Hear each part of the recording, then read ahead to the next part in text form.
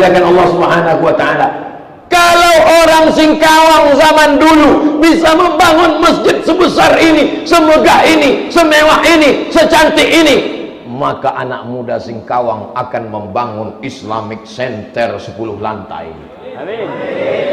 Abdul Somad akan datang nanti peresmian tanda tangan Islamic Center Singkawang. Amin. Datanglah Abdul Somad. Bangunnya sudah selesai. Abdul Somad tinggal tanda tangannya. Pemencetan tombol untuk membuka tirai Islamic Center Singkawang terbaik se-Asia Tenggara. Pemencetan tombol sudah dipencet, tak hidup. Apalah arti sebuah tombol? Kalau cuma mencet tombol, setiap rumah ada bel.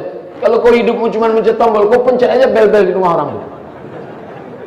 Tapi seremonial itu tidak penting, itu hanya syiarnya saja. Setiap anak muda Singkawang dalam kepalanya mesti ada cita-cita besar. Setiap anak muda Singkawang dalam kepalanya ada cita-cita memakmurkan masjid, membangun masjid. Aku mau jadi pemimpin adil, amanah, kaya raya. Ku buat pesantren gratis, anak yatim, fakir miskin. Mesti begitu cita-citanya. Tulis di dinding kamarmu, cita-cita membangun Islamic Center, TK, SD, SMP, SMA gratis. Siap anak muda? Siap. Dari teriakannya saya sudah yakin. Coba tadi pas saya bilang, siap anak muda? Siap. Yakin saya. Cita-cita begitu. Ini ditanya sama bapaknya, apa cita-citamu nak? Jual ikan asin. Hah? Jual ikan asin? Gimana kau mau bangun Islamic Center jual ikan asin? Memang ikan asin pak, tapi satu hari 5 kontainer ekspor impor. Mantap kata bapaknya. Cita-citamu lebih besar daripada aku nak. Memang cita-cita ayah dulu apa? Belacan. Ada belacan Singkawang? Sama berarti tempat kami belacan juga. Ceramah saya di Jawa, belacan, diam semua. Rupanya di Jawa tak ada belacan, terasi. Takbir. Sallallahu ala Muhammad, sallallahu alaihi wasallam, sallallahu ala Muhammad, sallallahu alaihi wasallam.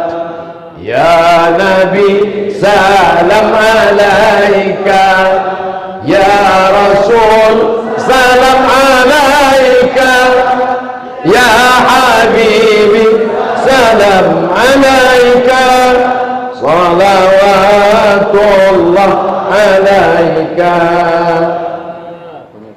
Saya mau menengok merek airnya punya siapa. Rupanya mereknya Ajwa. Kira-kira kalau Ajwa ini yang punya orang ke masjid atau tak ke masjid? Ajwa. Ada yang selalu di TV itu kan? Oh, itu pembawa acara. Airnya punya kita, berasnya beras kita. Ada yang nanam beras, ada yang jual beras. Tapi ini orang tidak nanam beras, tidak jual beras, tapi duitnya lebih banyak daripada penanam beras dan penjual beras. Ini yang mau diselamatkan. Setuju? Gak nyambung. Memang orang kalau belum minum teh manis, belum sarapan, susah nangkap memang. Tidak nanam beras. Ada orang pergi ke sawah, pergi pagi sebelum ke sawah, masih bisa kita bedakan mana dia, mana sapi, mana sapi, mana dia, mana kerbau, mana dia, mana dia, mana kerbau. Begitu pulang, entah mana kerbau, entah mana dia, sama. Berkubang demi untuk mencari yang halal. Jangan berkecil hati bapak petani, karena engkau mencari yang halal. Di dunia mungkin kau hina, tapi tanganmu nanti yang akan bersalaman dengan tangan Rasulullah sallallahu alaihi wasallam. Tangan-tangan yang halus tapi menandatangani yang haram-haram tak layak berjabat tangan dengan tangan Rasulullah sallallahu alaihi wasallam. Tangan yang menanam padi. Dalam perjalanan kemarin saya lihat ibu-ibu tua di tepi jalan. Ibu yang saya tengok yang tua, yang muda-muda tak saya tengok. Menanam padi di tengah sawah. Ya Allah, dari pagi sampai petang dia menanam padi demi mencari yang halal. Tiba-tiba habis modal. Kenapa? Karena sebelumnya dia sudah dipinjami uang untuk beli pupuk, dipinjami uang untuk beli bibit. Habis karena riba, Ustaz hanya ceramah di masjid, jangan makan riba, putus dengan riba. Apa kata si mereka? Iyalah, kau enak ceramah aja, kami mau makan tahu. Tapi dengan program ini bisalah diputus mata rantai ini, sehingga petani-petani bisa menjual. Kira-kira program ini baik apa tak baik? Baik. Tapi tantangannya luar biasa. Doakan anak-anak muda yang bergerak ini supaya istiqomah, dapat kekuatan. Bapak-bapak yang tak sanggup lagi ngutip beras, tak sanggup lagi bawa beras, tak sanggup lagi mikul beras, cukup doakan saja anak muda ini. Sudahlah tak ngasih beras, tidak ngirim duit, tidak ngasih motivasi, petantang petenteng, mana beras untuk saya? La ilaha illallah. Mudah-mudahan malaikat maut cepatlah, Pak.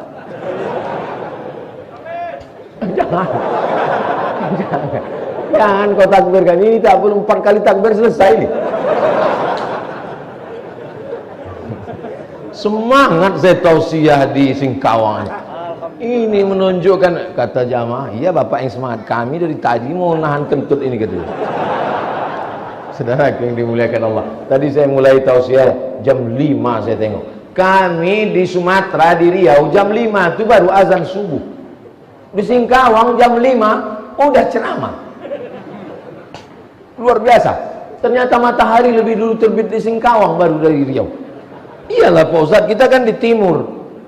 Apa maknanya? Orang Singkawang lebih dulu berdoa, orang Singkawang lebih dulu kena cahaya matahari, orang Singkawang lebih dulu pagi daripada orang Sumatera, maka orang Singkawang juga lebih dulu masuk surga. Tapi kalau salah-salah, orang Singkawang juga lebih dulu mampir ke neraka. Itu tidak terjadi, karena orang Singkawang habis sholat subuh dia berkata, Allahumma ajirna minan nar, Allahumma ajirna minan nar, Allahumma ajirna minan nar, Allahumma ajirna minan nar, Allahumma ajirna minan nar, Allahumma ajirna minan nar, Allahumma ajirna minan nar. Selamatkan anak-anak muda Singkawang dari neraka ya Allah. Yang tua-tua tak aku doakan, doa sendirilah kalian. Sedangkan yang muda kita doakan, apalagi yang tua. Kau gimana? Udah kau doakan yang tua? Dua-dua udah Pak Ustaz. Yang tua maupun yang muda sudah saya doakan. Maksudmu siapa? Bini tua sama bini muda Pak Ustaz. Ini lain ini. Untung tak ada ibu-ibu. Kalau ada lemparnya telur busuk langsung. COVID-19, taati protokol kesehatan. Alhamdulillah, saya taat protokol kesehatan. Sudah pakai masker. Kemarin mau masuk hotel, mau ditembaknya kening saya tangkis, langsung tembak saya. Awak mau ditembaknya kening, bersujud ke hadapan Allah nih guys. Oh kau tembak pula, Allah lagi apa deh? Heran dia, kok enggak ada 36 derajat? Ya enggak lah, orang tembakan lasernya kena batu cincin.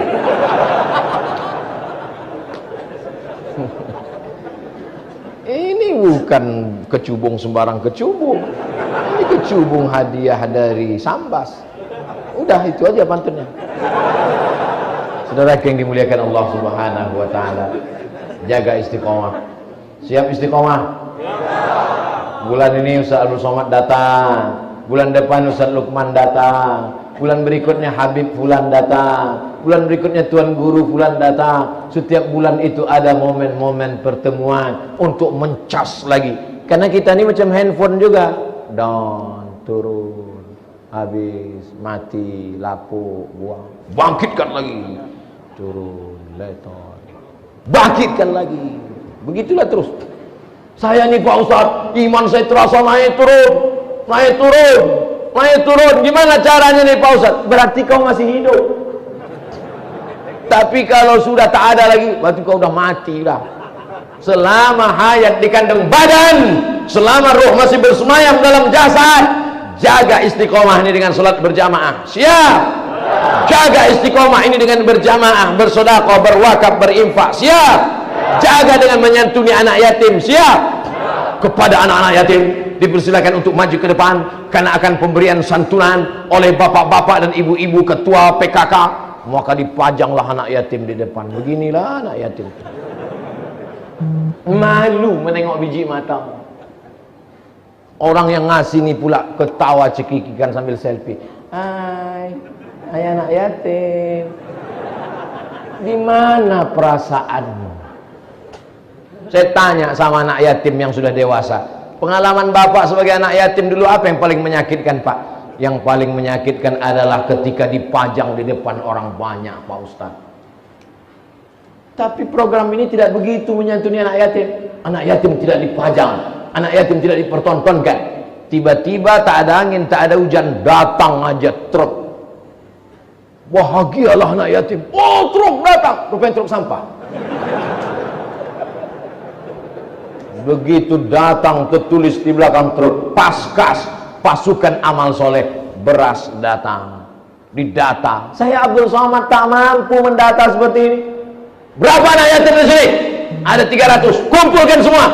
Ustaz mau kasih semua? Enggak, 3 orang aja. Tapi Paskas dia kirim berapa? Beras. Itu beras kita semua.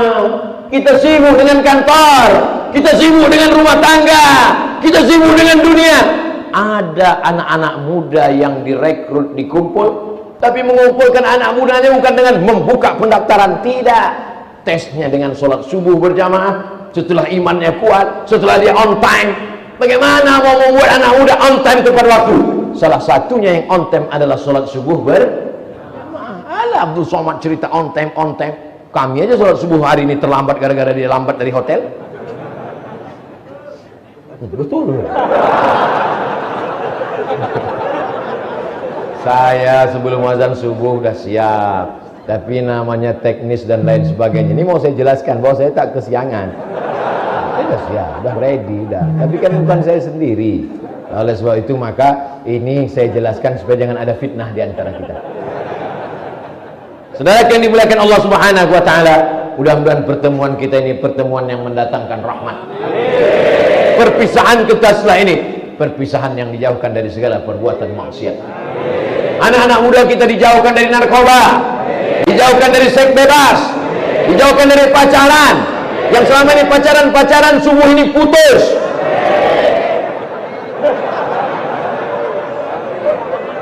Putus pacaran langsung ke pernikahan. Ucap sebentar. Al-Haziniyah Al-Fatihah.